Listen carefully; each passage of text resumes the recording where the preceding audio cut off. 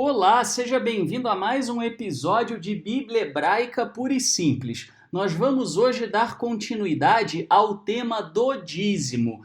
E eu peço encarecidamente que, se você não assistiu às partes 1 e 2, que você pause este vídeo neste momento e vá assistir a primeira e segunda parte, para que esta aula de hoje possa fazer sentido para você.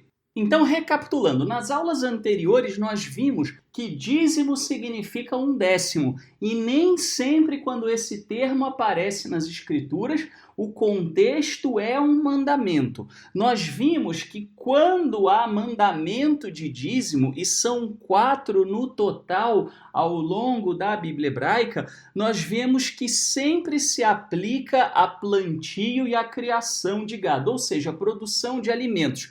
Jamais é utilizado sobre dinheiro. Mas aí certamente uma das perguntas que fica é: como se dava a manutenção do tabernáculo ou posteriormente do templo, uma vez que o dízimo se referia apenas à produção de alimentos e é evidente que qualquer coisa, o tabernáculo e o templo não eram diferentes, necessitava de recurso financeiro para poder se manter. Bom, o sustento financeiro do tabernáculo ou do templo, na realidade, vinha de 2 fontes diferentes que nós vamos observar aqui na Bíblia Hebraica. A primeira delas é a contribuição voluntária. Nós vemos um exemplo disso quando o tabernáculo foi pela primeira vez concebido e montado em Shemot, em Êxodo 35, de 21 a 24, onde se lê: "E todos os que estavam dispostos, cujo coração os impeliu a isso, trouxeram uma oferta ao Eterno para a obra na tenda do encontro, para todos os seus serviços e para as vestes sagradas. Todos os que se dispuseram, tanto homens quanto mulheres, trouxeram joias de ouro de todos os tipos, broches, brincos, anéis e ornamentos, e apresentaram seus objetos de ouro como oferta ritualmente movida perante o Eterno.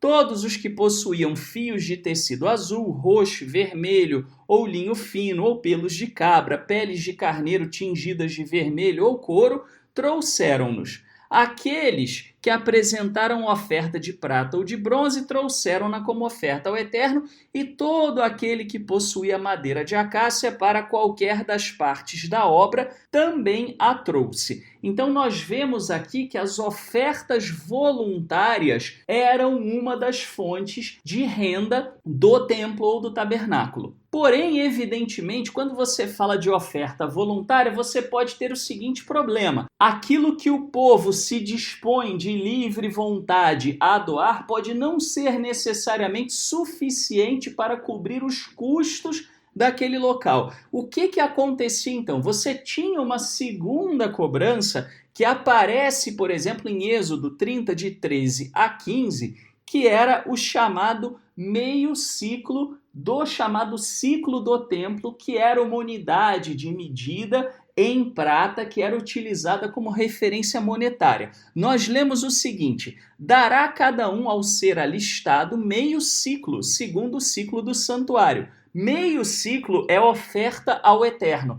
Todo aquele que for alistado de 20 anos para cima dará a oferta do Senhor. O rico não dará mais, nem o pobre dará menos do que o meio ciclo, quando derem a oferta do Eterno para fazer expiação por vossas almas. Nós temos então aqui sim um sistema de arrecadação. Agora, o interessante quando nós observamos esse sistema de arrecadação é que ele aparece novamente em Neemias capítulo 10, versículo 32, mas de uma forma um pouquinho diferente. Observe: "Também sobre nós impusemos ordenanças, obrigando-nos a dar a cada ano a terça parte de um ciclo para o serviço da casa do nosso Senhor." Olha que interessante. Num primeiro momento, a taxa anual, baseado no que se lê lá em Êxodo capítulo 30, era de meio ciclo de prata. Porém, quando nós vemos a volta do exílio babilônio, nós observamos em Nehemia e Neemias que essa taxa, na realidade, passa a ser 1/3 do ciclo de prata. Ou seja, essa taxa, na realidade, ela era variável. E por que ela variou? Há três possibilidades. A primeira é que as pessoas tivessem menos recursos, então o templo tinha que se virar com recursos inferiores porque não era possível para as pessoas doarem mais do que aquilo. A segunda possibilidade é que a quantidade de pessoas fosse maior. Mais gente, você tinha um custo fixo para o templo, então menor o custo por pessoa. E a terceira possibilidade é que, de alguma maneira, a necessidade do templo naquele momento fosse menor do que em outros momentos. Mas então o que se vê? Um rateio entre as pessoas de acordo com a necessidade do local. Se a gente então olhar para esse exemplo bíblico de sustento sem que haja distorção do dízimo, nós podemos ter uma boa ideia de como um trabalho religioso, uma obra religiosa, uma comunidade religiosa pode se sustentar. A primeira maneira como essa comunidade, por exemplo, poderia se sustentar é através da cobrança de mensalidade.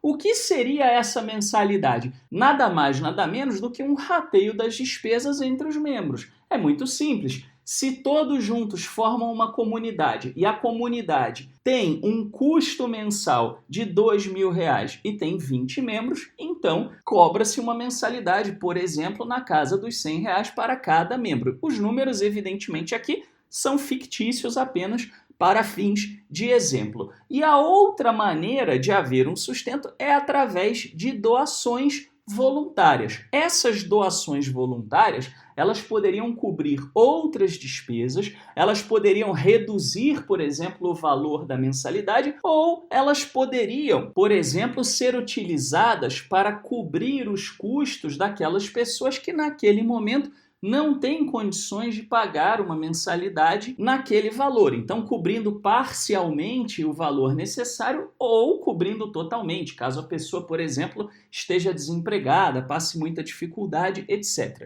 Dentro de um sistema assim, é possível que uma comunidade ou que um trabalho se sustente sem que para isso precise distorcer o dízimo. Agora, para que isso possa acontecer, é importante que as pessoas não confundam o fato de não existir dízimo de dinheiro com autorização para ser folgado e se beneficiar gratuitamente de um trabalho, mesmo quando se tem condições de ajudar. Se você se beneficia de um trabalho, qualquer trabalho que seja, esse trabalho tem custo, tem despesas e você jamais contribui, isso significa que alguém está pagando por você. E isso não é correto, isso não é certo. Se você tem condições de ajudar, então dentro daquilo que você pode fazer, você deve fazer. Isso não é um favor que você faz, isso é responsabilidade. O que nós não podemos fazer, evidentemente, é,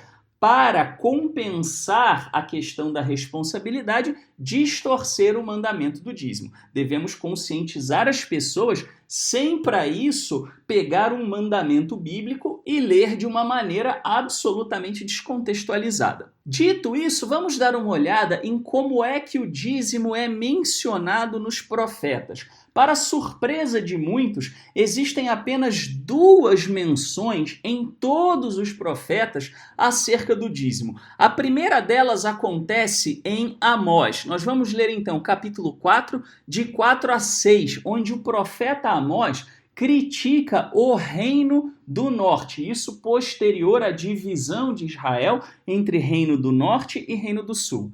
Vão a Betel e ponham-se a pecar, vão a Gilgal e pequem ainda mais, ofereçam seus sacrifícios cada manhã, seus dízimos no 3º dia, queimem pão fermentado como oferta de gratidão e fiquem proclamando por aí suas ofertas voluntárias. Anunciem nas israelitas, pois é isso que gostam de fazer, declara o Senhor Eterno. Fui eu mesmo quem deu a vocês estômagos vazios em cada cidade e falta de alimentos em todo lugar, e ainda assim vocês não se voltaram para mim, declara o Eterno. Bom, um pequeno parênteses aqui. Por conta da divisão do Reino do Norte e do Reino do Sul e da briga política, o Reino do Norte havia estabelecido um templo em Samaria. Esse templo ficava justamente na cidade de Betel. Então era comum que os israelitas do Reino do Norte levassem os seus dízimos para o templo que existia em Betel. O profeta Amós, então, critica a prática israelita de levar as ofertas e levar os seus dízimos e diz que, apesar disso, estava havendo fome nas cidades porque o Eterno estava insatisfeito. E qual era a insatisfação do Eterno? Nós vemos isso no capítulo 4, versículo de número 1, no começo da profecia, onde é dito: ouçam estas palavras, vocês vacas de Baxã que estão no monte de Samaria. Aqui é uma referência à liderança. Em Baxã você tinha pastos muito verdejantes e era comum que o gado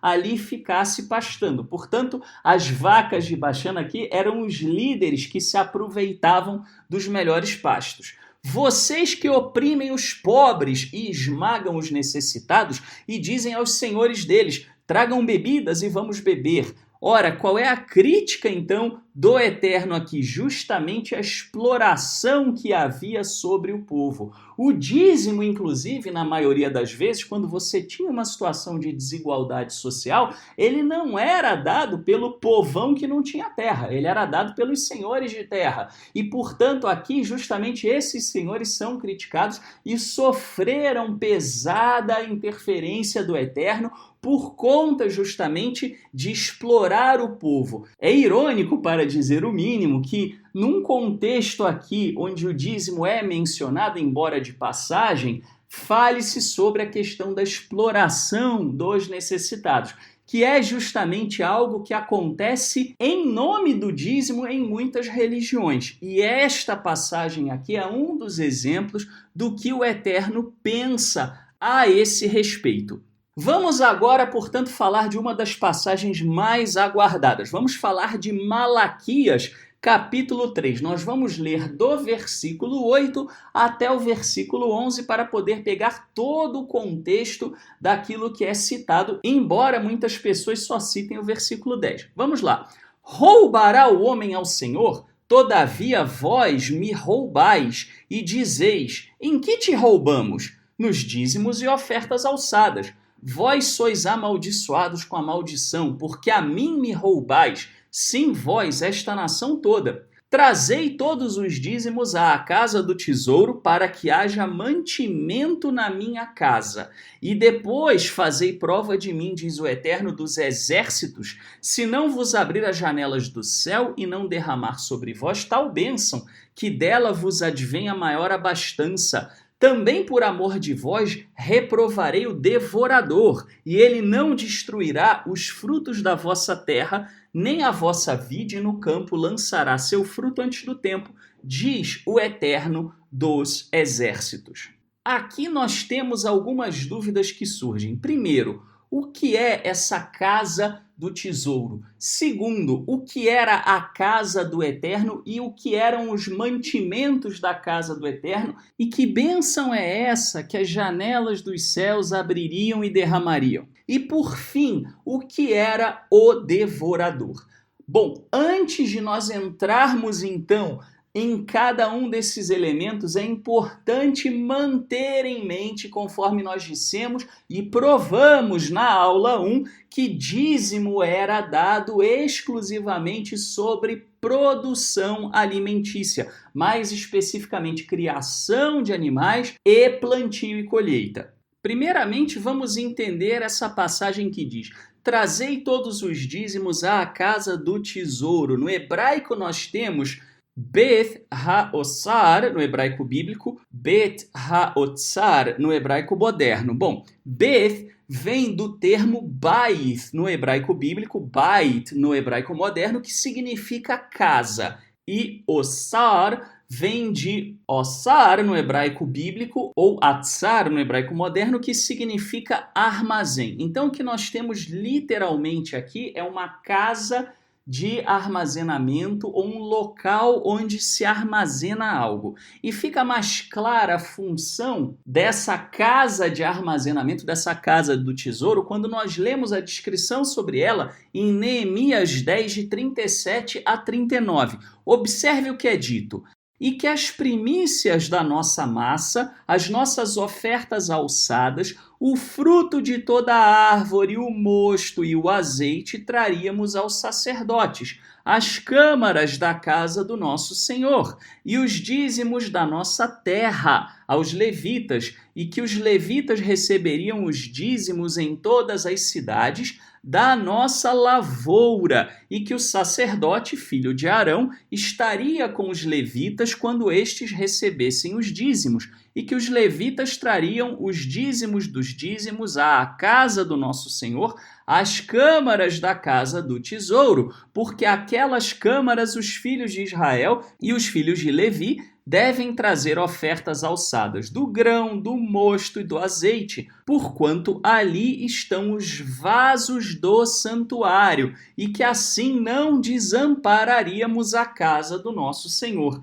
Aqui, portanto, nós temos uma explicação do que é a casa do tesouro e justamente do que seria essa casa do tesouro ter mantimento. Observe aqui a linguagem utilizada: fruto da árvore, o mosto, o azeite, o dízimo da terra, da lavoura, do grão. Repare como tudo isso faz referência ao quê? A alimento. A casa do tesouro, portanto, eram câmaras no templo de Jerusalém que serviam como uma espécie de armazém para os alimentos que eram trazidos. E ali se estocava os grãos, o azeite, o vinho nos vasos apropriados para isso. Por quê? Porque, evidentemente, não era tudo distribuído ou até mesmo oferecido em sacrifício de uma única vez. Isso precisava ser organizado. E essas casas, então, serviam de armazém até que os alimentos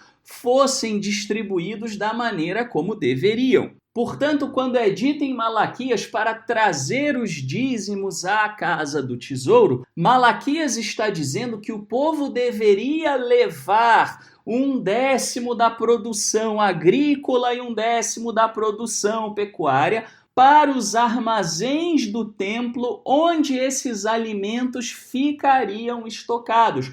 Não há qualquer referência, observe bem, a dinheiro, a lucro ou mesmo a produção de alimento a partir da caça, da pesca, como nós vimos na aula 1. Portanto, observe que também não era qualquer lugar, não era simplesmente a conta bancária do líder religioso da denominação X ou YZ. Não, eram os armazéns no Templo de Jerusalém. Nós vimos, inclusive, na aula 2, que é proibido pela Bíblia hebraica que o dízimo seja recebido em qualquer lugar que não o Templo de Jerusalém, pelo menos o dízimo sacerdotal, conforme nós também vimos acerca dos mandamentos dos dízimos na aula anterior. Já a segunda parte de Malaquias 3:10 diz assim: se eu não vos abrir as janelas dos céus e não derramar sobre vós uma bênção tal, até que não haja lugar suficiente para a recolherdes. As janelas dos céus são uma referência não a qualquer tipo de bênção, não a todo e qualquer tipo de bênção de forma restrita, mas sim a bênção da chuva. Você pode ver, por exemplo, uma referência a isso em Bereshit, em Gênesis, capítulo 7, versículos 11b até 12, que diz assim: e as janelas dos céus se abriram e houve chuva sobre a terra 40 dias e 40 noites. Na cultura semita, portanto, os céus, poeticamente falando, tinham janelas que poderiam ser abertas para que a chuva caísse. E isso era importantíssimo para o israelita nos tempos antigos, porque Israel é uma região semiárida e, portanto, é altamente dependente das chuvas. Se as chuvas se atrasam, se as chuvas não vêm, isso pode significar uma calamidade para a colheita. Portanto, chuva abundante para que as águas pudessem irrigar a plantação ou mesmo serem recolhidas nas cisternas para uso nos tempos de seca, como nós vemos aqui nesse versículo, isso era de uma importância crucial e vital. E é isso que o Eterno está prometendo. Se o povo for fiel na distribuição de alimentos, ele também será fiel enviando chuvas em abundância. E quando nós olhamos então para Malaquias 3:11a, também por amor de vós reprovarei o devorador. No hebraico nós temos Ohel, literalmente aquele que come, e ele não destruirá os frutos da vossa terra. Repare, não é por acaso que a palavra aqui utilizada é frutos da terra. Ohel vem do hebraico bíblico ohal, que significa comer. O devorador era algo que, como o próprio versículo indica, comia os frutos da terra. Agora, como é que isso era entendido no contexto do Oriente Médio Antigo? Como é que o público que recebeu as palavras de Malaquias compreenderia isso? Existem 2 versículos que podem nos ajudar a compreender, principalmente você que vive na cidade e que às vezes pode ter uma certa dificuldade com linguagem do campo. Em Êxodo 10, 14 e 15 nós temos: e vieram os gafanhotos sobre a terra do Egito e comeram toda a erva da terra e todo o fruto das árvores que deixara a saraiva, e não ficou verde algum nas árvores, nem na erva do campo, em toda a terra do Egito. Se você já viu uma nuvem de gafanhotos, é algo impressionante. Eles devoram todos os alimentos, todas as plantas no seu caminho. E isso era algo muito temido pelos agricultores naquela época, naquela região. Da mesma maneira, nós temos algo parecido em Joel, capítulo 1, versículo 4. O que ficou da lagarta, o gafanhoto comeu, e o que ficou do gafanhoto, a locusta o comeu, e o que ficou da locusta, o pulgão o comeu. Observe aqui a referência poética a várias pragas da lavoura que poderiam se alastrar sobre uma plantação e destruir aquela plantação. E se isso acontecesse, o povo passaria fome. Portanto, quando o Eterno diz que ele irá repreender o devorador, o que significa aqui é que o Eterno não permitiria que a praga destruísse os alimentos. Por quê? Porque justamente o dízimo era dado em cima dos alimentos. Um pedreiro que não tivesse terras para cultivar, por exemplo, que vivesse exclusivamente da sua profissão, ele não tinha devorador nenhum para temer. Você já viu um gafanhoto comer uma pedra? Então aqui a referência nítida era exatamente a produção de alimentos. Quando nós olhamos então para Malaquias 3, de 8 a 11, ou mesmo mais especificamente para Malaquias 3:10, é correto grupos religiosos utilizarem essa passagem para cobrar dízimo das pessoas? A resposta é não. Por que razão? Primeiro, dízimo era algo dado sobre alimentos. Não existe na Bíblia nenhuma passagem onde dízimo se aplique a dinheiro. Nós vimos isso na aula número 1. Segundo, somente a tribo de Levi e pessoas humildes poderiam receber o dízimo, cada qual o seu dízimo dentro daquele contexto dos 4 tipos de dízimo existentes que nós falamos na aula de número 2. Terceiro, porque a casa do Senhor é o templo de Jerusalém. É proibido entregar dízimos noutro lugar, conforme também nós vimos na aula número 2. Quarto, a casa do tesouro era essencialmente uma referência aos armazéns do templo de Jerusalém, que não estocavam dinheiro, que estocavam alimentos. Quinta razão, utilizam muitas vezes a ideia das janelas dos céus abertas derramando bênçãos como se isso fosse uma promessa de prosperidade, mas na realidade isso era uma promessa de chuva para a colheita. E por fim, sexta e última razão, O devorador era uma praga da lavoura, como o gafanhoto. Não era, como alguns tentam fazer referência, um demônio ou qualquer tipo de má influência sobre o salário de uma pessoa. Portanto, nós observamos que está tudo errado, é tudo mal aplicado. Desde a aplicação do dízimo, a autoridade de quem pode recebê-lo, o local onde ele era utilizado e até mesmo as ameaças que são feitas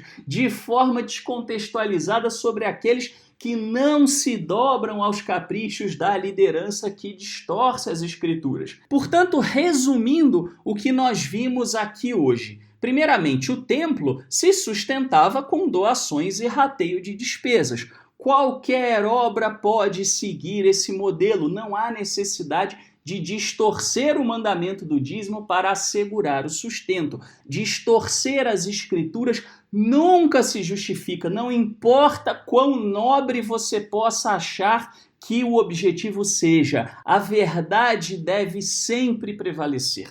Segundo, a contraparte disso é a inexistência de dízimo de dinheiro não isenta alguém da responsabilidade de dividir as despesas daquilo que usufrui. Até aquilo que você usufrui e que o governo disponibiliza, você paga através de impostos. Tudo nesta vida tem custos e se você usufrui de algo, você tem responsabilidade sobre aquilo que usufrui.